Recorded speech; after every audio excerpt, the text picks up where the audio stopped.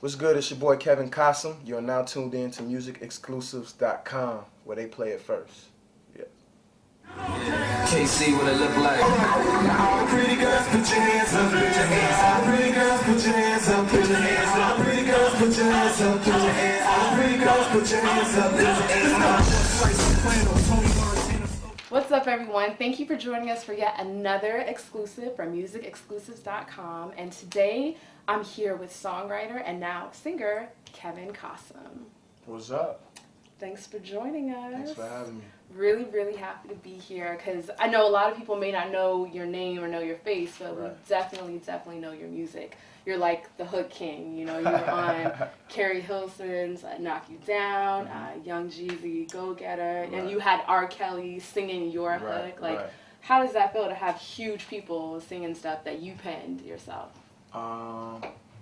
It feels pretty good because a lot of the people that I've written for are writers themselves. You know what I'm saying? Like, first big placement was Go Getter. R. Kelly sang the hook, so for R. Kelly to sing something, and he's one of the greatest writers of my time or in R&B. Definitely. Of all time. Yeah.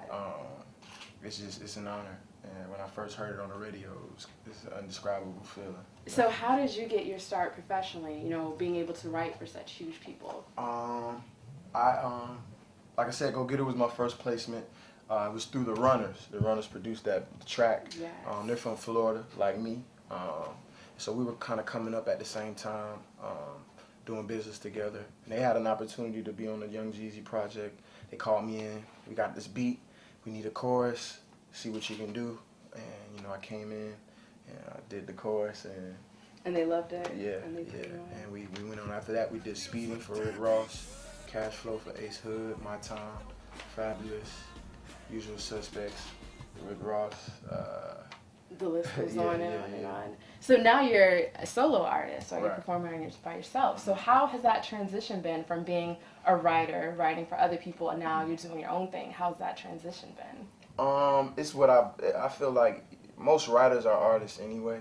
I think, Right. but it's different ways to get in the game. And so it's what I've always wanted to do. But the responsibility of not only having to write the record, but be able to perform it and bring it to life on stage for other people, you know, it's a little different. It's a lot more than just being behind the scenes, writing a record. Okay, now the artist does their thing with it, and you hope that they do what they're supposed to do. But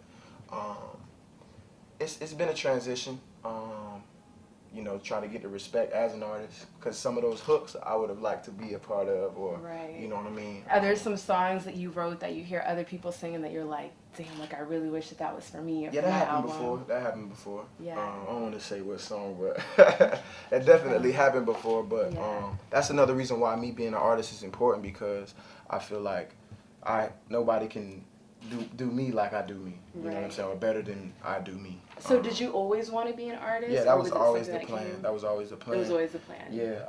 Was songwriting the way to get in for you, or how did that work out? I started trying to pursue music professionally when I was 14. But I started singing when I was 3, though. In church, my mom had me singing. So always. Yeah, I was always singing. Yeah, I was always, you know, trying to be an artist. But I shot my stuff to the labels or whatever, and I was always writing on my music. You know, yay, some say nay. I got a deal. That went bad. You know, of course, all of those things happen. But through that whole process, I was always writing. And my manager was just like, you know, let's try to go about it this way. And after the Go Getter thing, I got an opportunity to get a publishing deal. And that's kind of how the writing kind of took off a little bit faster than the artist thing. I started to notice, okay, well, I can get in this way. This will definitely be a way to get my style out and for people to see that what I'm doing works. You know what I'm saying? And what is your style? How would you describe your style? That's tough. You know what I'm saying? I don't know. Like I feel like it's. Is it the R&B crooner? Is it a little? I think it's a little bit of everything, just Yeah. because I've been influenced by everything. With the album, you're gonna hear a little bit of everything. Right. You got the crooning, you got the party records, you got the space age sound. I'm signed to Danger, N.A.R.S records. Danger, if you don't know Danger, he's a major Mega producer. producer, Yeah.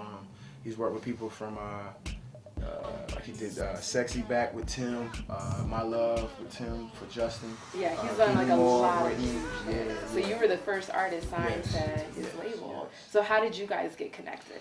Publishing company sent me in to work for this girl group. He was the producer, I'm the writer. And, you know, it was like a 3-day session.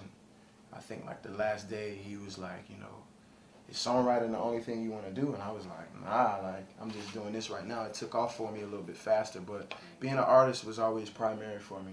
And you know, he was like, yo, I like your sense of melody, I like your style, and your energy.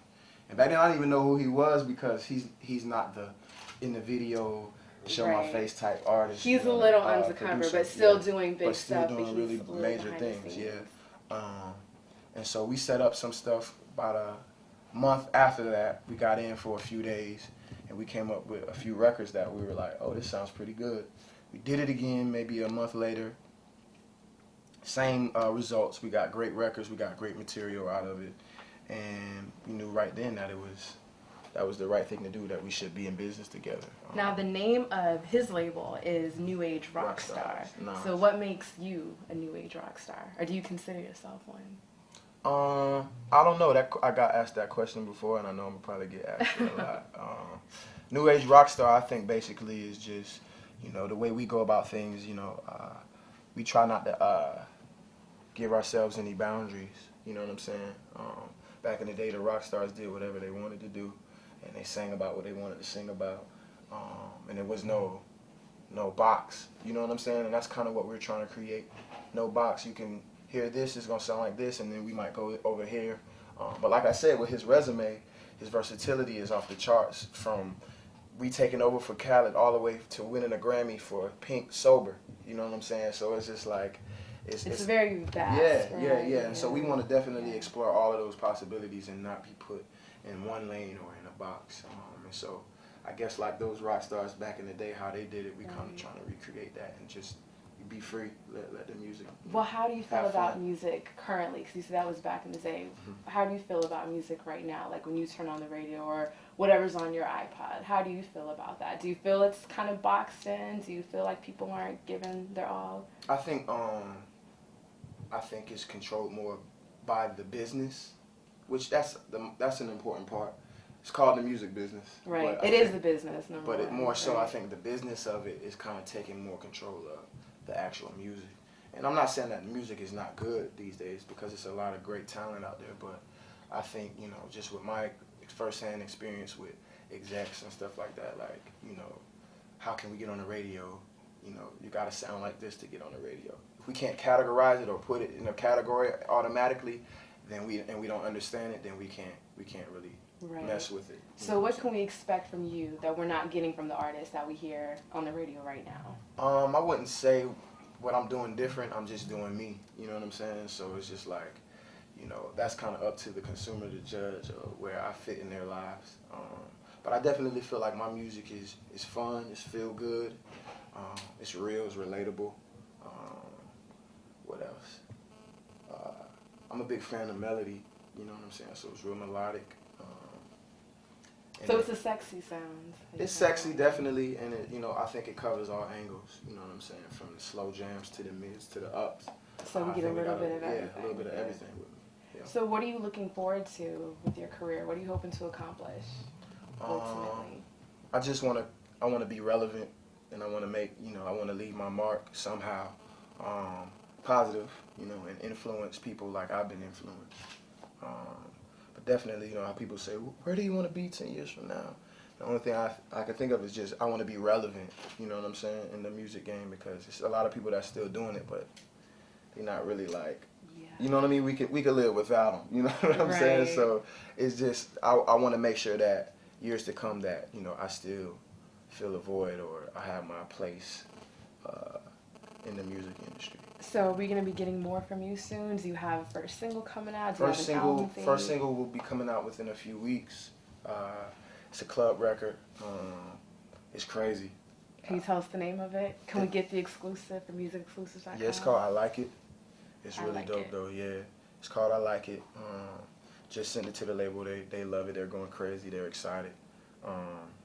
So within a few weeks, we'll be releasing it. Nice.